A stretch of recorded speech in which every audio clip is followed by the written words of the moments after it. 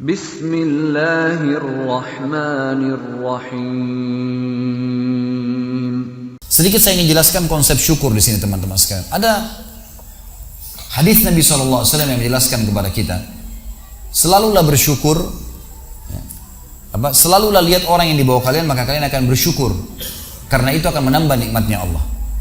Kaidahnya kata ulama, kalau kita diberikan nikmat, kita lihat orang yang di bawah kita. Kalau kita diberikan cobaan, lihat orang yang di atas kita. Contohnya, kalau kita masih pakai sepeda teman-teman sekalian, jangan lihat orang yang pakai motor, kita tidak akan pernah bersyukur. Syukuri sepeda, Allah akan pindahkan ke motor. Kita lagi naik motor, jangan lihat orang yang punya mobil, kita tidak akan bersyukur. Lihat orang yang naik sepeda. Kita punya mobil satu tahun 2012, jangan lihat orang yang 2015, tidak akan bersyukur. Syukuri yang ada. Kita pakai mobil satu, jangan lihat orang yang punya dua mobil, kita tidak akan bersyukur. Selalu lihat orang yang di bawah, kata Nabi SAW. Kita jalan kaki pun, naik sepeda ada orang jalan kaki, kita jalan kaki ada orang yang puntung kakinya, gitu kan. Lihat selalu orang yang di bawah, kita akan selalu bersyukur. Dan hanya itu yang Allah minta, syukuri, alhamdulillah, alhamdulillah, itu saja. Sebagian ulama salaf dari sahabat dan tabi'in teman-teman sekalian, kalau lagi bergerak, bekerja, jalan, beraktivitas, lisan mereka kalau tidak lagi ngobrol sama orang, kalau bukan alhamdulillah, astagfirullah, dua saja. Syukuri nikmat Allah, bertobat kalau ada dosa. Ini dua kata kuncinya. Alhamdulillah, alhamdulillah, alhamdulillah. Terus astagfirullah, astagfirullah, astagfirullah. Terus begitu, berzikir kepada Allah SWT. Sampai dinukil Syekh bin Baz rahimahullah, seorang mufti Saudi yang sudah meninggal, asalnya dari Yaman tapi warga negara Saudi yang buta matanya. Beliau rahimahullah, kalau lagi terima telepon, dinukil oleh dari murid-muridnya, kalau lagi terima telepon, kalau beliau lagi dengarkan pembicaraan orang yang sedang mengeluh, beliau sambil berzikir. Alhamdulillah, alhamdulillah, alhamdulillah, subhanallah, alhamdulillah, la ilaha illallah, Allahu akbar, astagfirullah. Lagi berzikir, gitu kan? Kalau sudah saja beliau jawab. Jadi tidak ada waktu jeda kosong. Selalu berzikir kepada Allah Subhanahu wa taala. Jeda lampu merah teman-teman sekalian, berzikir kepada Allah, alhamdulillah, alhamdulillah, syukuri terlalu nikmat Allah. Karena ini passwordnya, ini kata kunci untuk bertambah nikmat. Dengan kalimat itu. Cuma sayangnya kita mau bersyukur, ya, kalau kita anggap itu nikmat. Saya menemukan penelitian saya pribadi di teman-teman di lapangan kita ini. Kenapa banyak umat Islam yang jarang bersyukur? Karena mereka mau bersyukur kalau yang sudah dianggap oleh dia nikmat. Kalau yang dia belum anggap nikmat, dia tidak bersyukur. Misal, targetnya mobil, Allah masih kasih motor. Dia tidak syukur itu motor. Kamu naik apa datang? Naik motor. Mana motor kamu? Itu tuh yang sudah butut, tuh sudah 5 tahun. Padahal motor ini sudah banyak ngantar dia kemana-mana. Gitu kan? Coba alhamdulillah di motor saya, masya Allah berjasa. Insya Allah sebulan kemudian Allah ganti. Gitu. Syukuri dulu yang ada. Gitu kan? Orang banyak mengeluh, tidak mau bersyukur karena dia belum anggap nikmat. Dia targetnya rumah besar, Allah masih kasih rumah kecil. Tidak disyukuri. Ini rumah saya, tapi sering gini, tapi masih kecil, tapi masih begini. Ada orang subhanallah dari pertama ketemu sampai pisah semuanya keluhan. Istri saya begini, suami saya begini, pembantu saya begini, kerjaan saya begini, semua keluhan. Tidak benar lisannya mengatakan alhamdulillah. Bagaimana Allah mau tambah nih? Gitu kan? Nggak mungkin. Baik, tingkatan manusia. Kalau kita diberikan cobaan, lihat orang yang lebih berat teman-teman saya. Kalau kita flu, ada orang flu dan demam. Jangan lihat orang yang sehat, karena kita tidak bersyukur, gitu kan? Atau kita tidak bisa sabar. Kalau kita flu dan demam, ada orang flu demam rematik. Kita flu demam rematik, ada orang stroke. Kita stroke, ada orang meninggal. Maksimal mati, gitu kan? Baik, ada orang yang lebih berat daripada kita, maka kita selalu bisa menjalani kehidupan, gitu kan? Harus begitu memang konsepnya.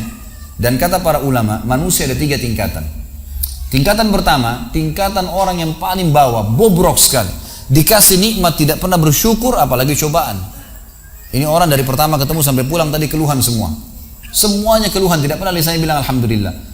Bagaimana keluarga kamu? Istri saya cerewet, suami saya jahat, ini, kerjaan saya tidak baik, saya kerja begini. Padahal dia hidup nih, nafasnya masih masuk gratis nih, nafas. Padahal kalau dia sesak nafas, bayar tabung berapa juta tuh di rumah sakit. Masih bisa bernafas, tidak bersyukur kepada Allah SWT. Ini manusia paling bobrok. Apalagi kalau cobaan datang, flu satu kampung tahu dia flu tuh. Ada golongan yang kedua, orang mukmin. Ini standar, kata Nabi SAW, ajaban di amri mu'min. Sungguh mengagumkan perkara orang mukmin. Wala yakunu dzalika illa lil mu'min. Dan itu tidak dimiliki kecuali orang beriman. In asabahu sarra syakar wa in asabahu dharra sabar. Kalau dia diberikan nikmat dia bersyukur, kalau diberikan cobaan dia bersabar. Udah. Dan sabar ini teman-teman sekalian tangkap definisi dari saya. Sabar itu bukan elus dada duduk manis, salah. Indonesia suka itu sabar, ya disuruh duduk. Bukan, salah. Sabar itu kata ulama adalah menerima takdir Allah lalu ikhtiar cari jalan keluarnya. Itu sabar. Kita bangun pagi sakit nih, flu. Terima dulu takdirnya Allah. Allah lagi coba saya. Lalu ikhtiar minum obat. Itu sabar namanya. Jadi bukan sabar duduk manis, ya sudahlah nanti Allah sembuhin kalau enggak bisa. Ini harus difahamin ya. Standar orang yang standar adalah orang mukmin tadi. Ada orang yang di atasnya.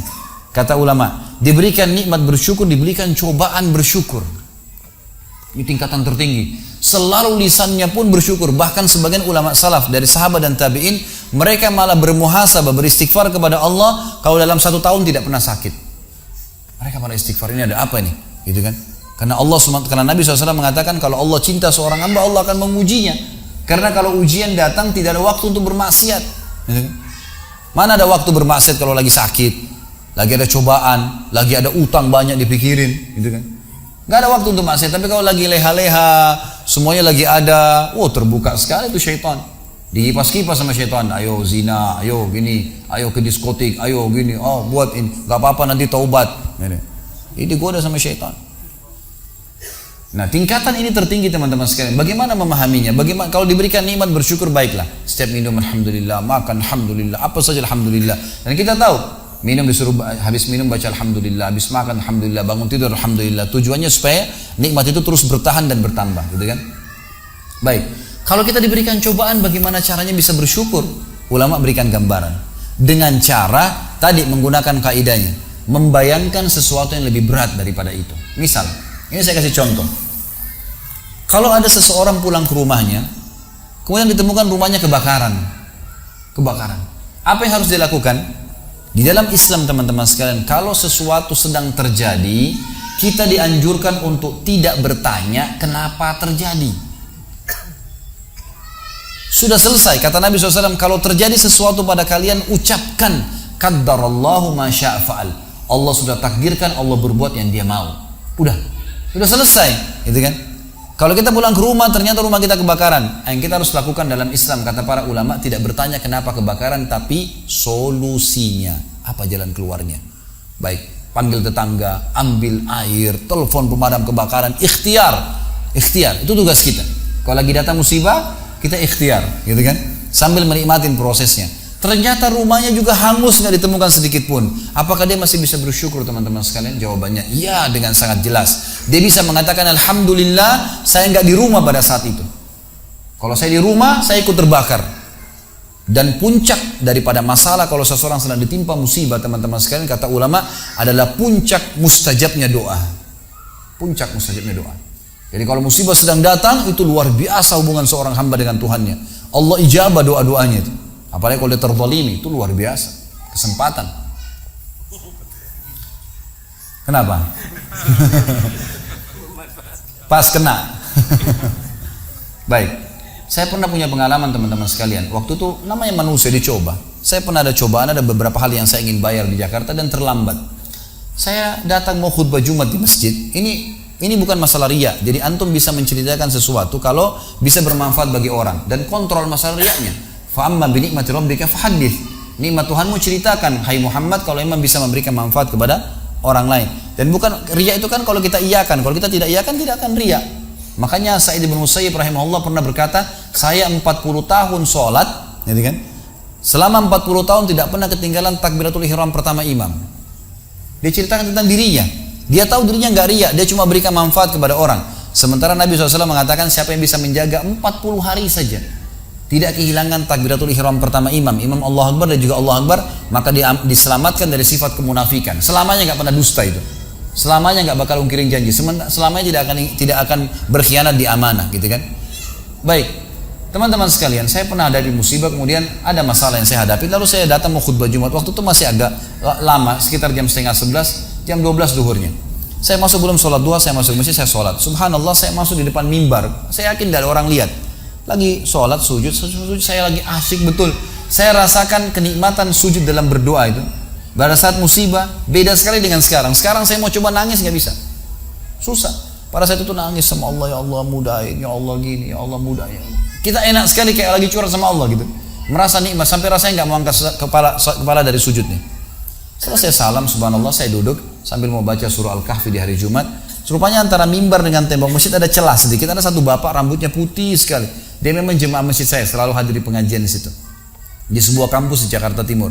Kemudian dia masuk ke depan mimbar lalu dia bilang, Ustaz, saya mau tanya, Ustaz sudah pernah susun belum doa-doa yang sering dibaca di khutbah Jumat? Saya pengen tahu dari Al-Quran. Saya bilang belum Pak, belum susun sampai sekarang. Tapi insya Allah satu waktu kalau Allah mudahin saya susun gitu. Ternyata bukan itu yang dia mau tanyakan. Dia bilang, Ustaz saya mau tanya. Tadi Ustaz saya sempat lihat sujud, kok lama? Lagi baca apa Ustaz gitu? Saya bilang enggak Pak, saya lagi ada masalah sama Allah. Saya curhat sama Allah, enak, merasa nyaman, cuma itu saja gitu. Lalu dia bilang, ini seperti peringatan Allah dari lisan dia, dari Allah melalui lisan orang ini. Orang tua sudah rambutnya putih semua, mungkin umurnya 85 tahun, 90 tahun, tua sekali orang itu. Dia mengatakan, Ustaz perlu tahu, saya sampai rambut saya seputih ini belum pernah saya rasakan nikmatnya sujud seperti itu. Saya berharap saya bisa sujud dan menangis seperti itu. Berharap satu kali saja seumur hidup saya. Saya lalu tiba-tiba berkata, subhanallah, kayak Allah sedang sampaikan kepada saya, kalau saya tidak timpakan musibah ini padamu hai Khalid, kau tidak akan rasakan nikmat untuk sujud. Gitu kan. Jadi musibah tuh datang kepada kita sebuah hal yang luar biasa. Musibah bisa disyukurin, gitu kan? Alhamdulillah, kita harus mengatakan begitu. Teman-teman, ada hal-hal yang kadang-kadang kita anggap buruk, tapi sebuah nikmat dari Allah Subhanahu wa taala. Saya kasih contoh. Lapar misalnya, haus, capek. Kira-kira di sini mau lapar nggak? Mau haus nggak? Mau capek nggak? Umumnya orang menjawab tidak. Karena memang orang tidak mau lapar, tidak mau haus, tidak mau capek. Tapi kita lupa teman-teman sekalian, tanpa lapar tidak enak kita makan.